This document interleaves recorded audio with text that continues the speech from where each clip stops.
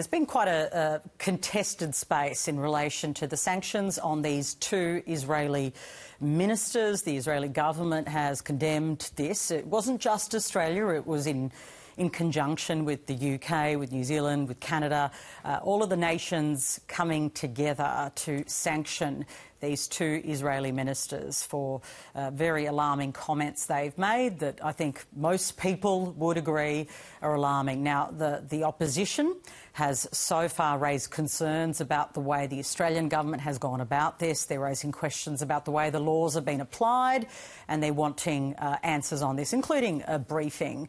That's just one of today's issues, of course. Lots of things have happened throughout the day. I want to bring in my political panel this afternoon. Greens Senator David Shoebridge joins me. He's the party spokesperson for Foreign Affairs. And Liberal MP Andrew Wallace. Welcome to both of you. Hey, Patricia. Thanks, Patricia. Let's start on this issue. If we can start with you, Senator Shoebridge, first, because this is clearly a pretty strong action taken by the government. Not everyone has welcomed it. The Israeli government clearly isn't happy, neither is the US. Was it the right action to take? Well, we welcome this move. It's months and months and months later than what the Greens and millions of Australians have been calling for. These are two extremist members of a war cabinet that have made statements that are so hateful and so extreme, and they've been on the record now for the great bulk of this appalling conflict. So yes, we welcome this action against two individuals, and we say to the government, you know, that is a modest initial step, but the real challenge here is to try and stop the genocide.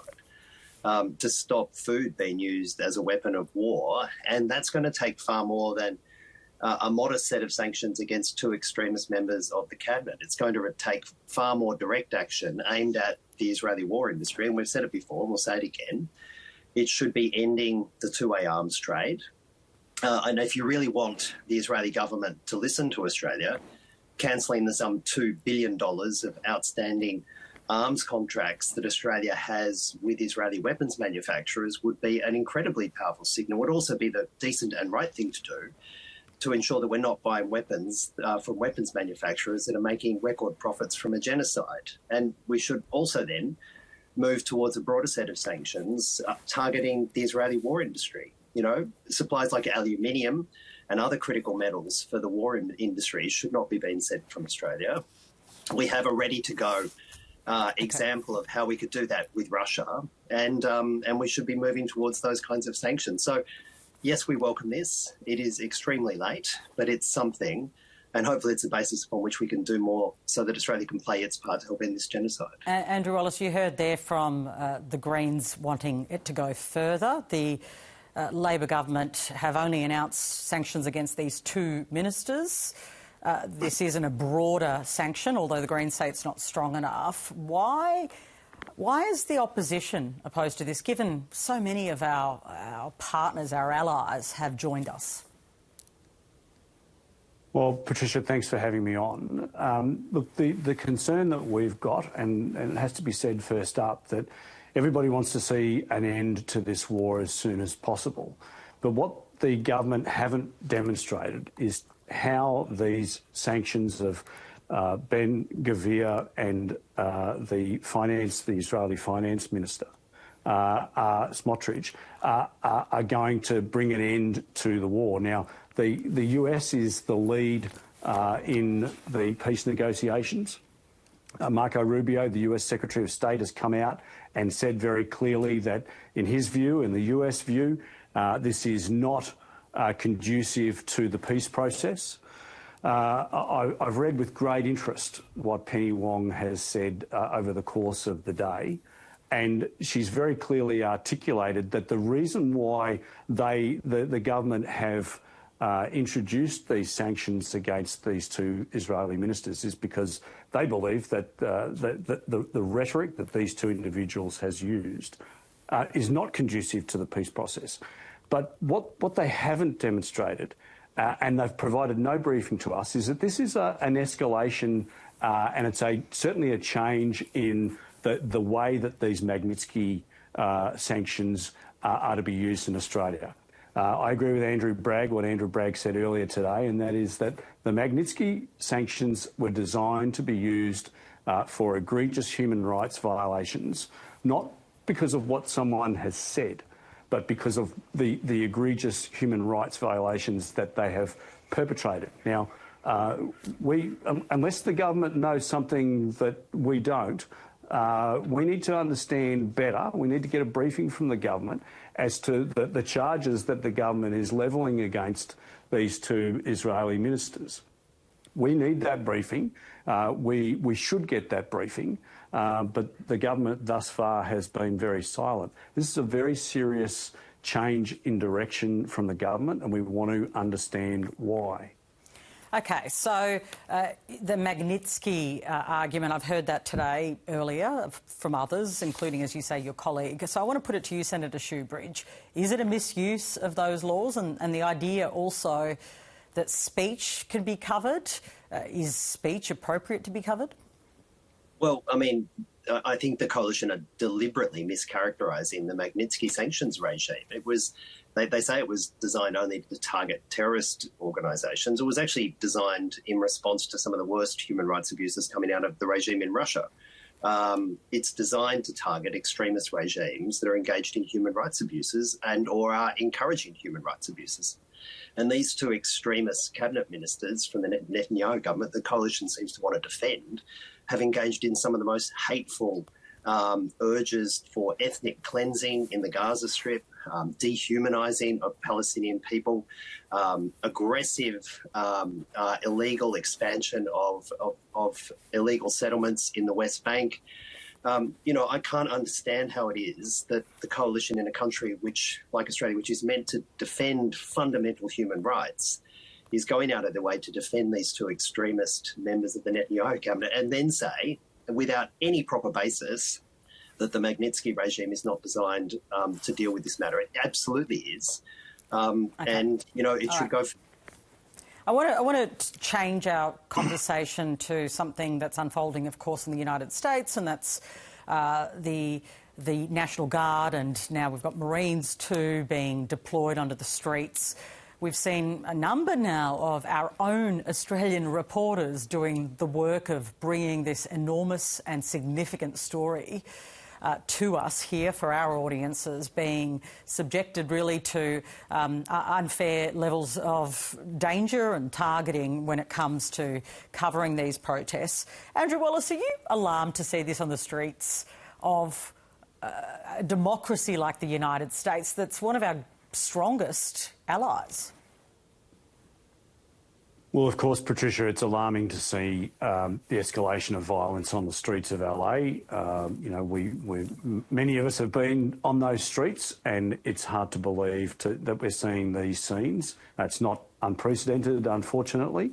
We are seeing a lot of professional protesters, agitators that are conducting themselves in a way which is a threat to life and limb.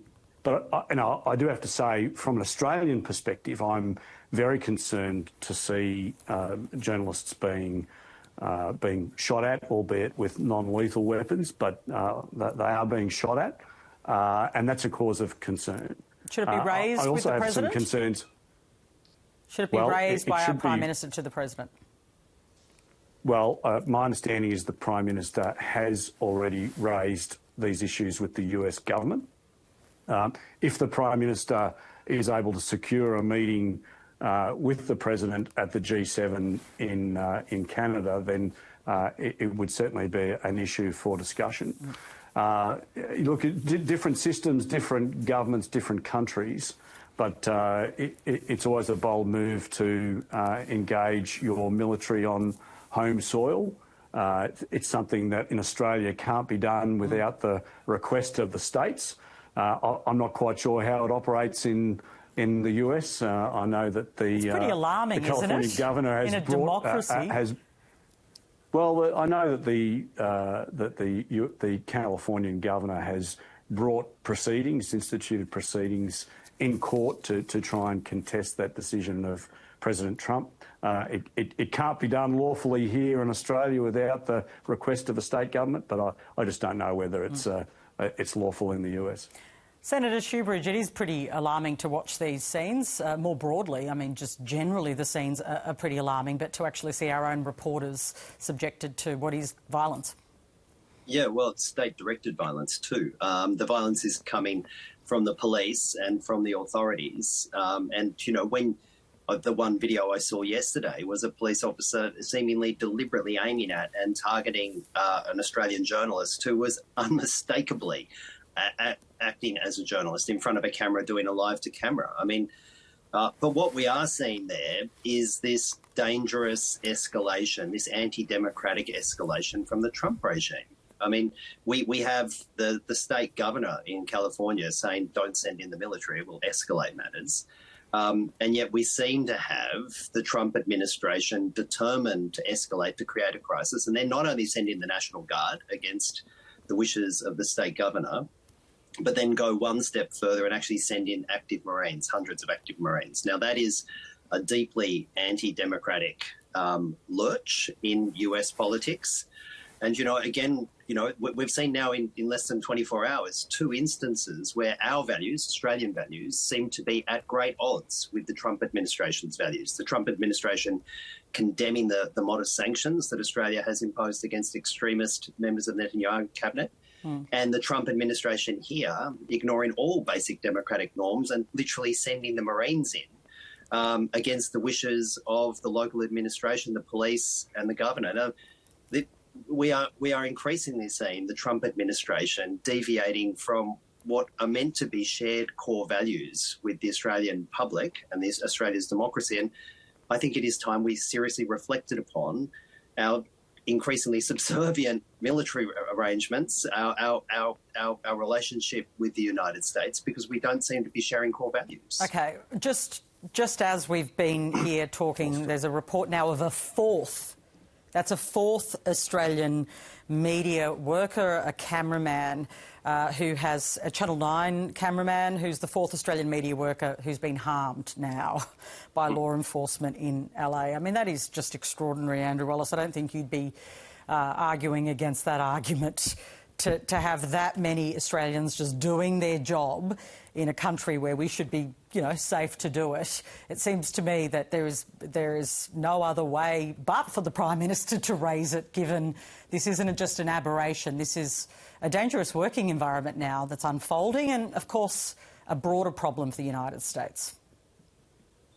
Patricia, I would pick up on something that David said, and that is his allegation that the police officer or police officers are intentionally targeting journalists. Check the video, Andrew. Well, one certainly did in that image. Yeah. Check the video.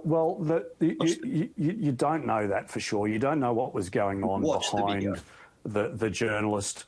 You know, look, all of these things will no doubt be investigated in due course, but I don't think you can come out at this point in time and say, well, you know, that police officer intentionally targeted that. OK, but let me take you to my question, which is the 4th Australian now who has been hit at these protests. That is extraordinary. Yeah, look, as I said to you earlier, PK, no one wants to see any of this violence at all, and journalists should have the ability to be able to cover the stories. It is obviously an unfolding situation. It is a dangerous situation, and you know, journalists certainly shouldn't be targeted, and you know they should deserve protection. But you know, when you're in that heat of the battle, so to speak, you know, it's unfortunate, and it certainly is not condoned. You know, but you know, these things unfortunately will happen in that sort of an environment where police are using non-lethal weapons to drive back, you know, these agitators. So I'm not condoning it. Okay. It shouldn't have happened. No, it certainly shouldn't have. All right, we can agree on that. Look, we're out of time, but thank you to both of you. Authorised by Andrew Wallace, LNP, Boccarina, Queensland.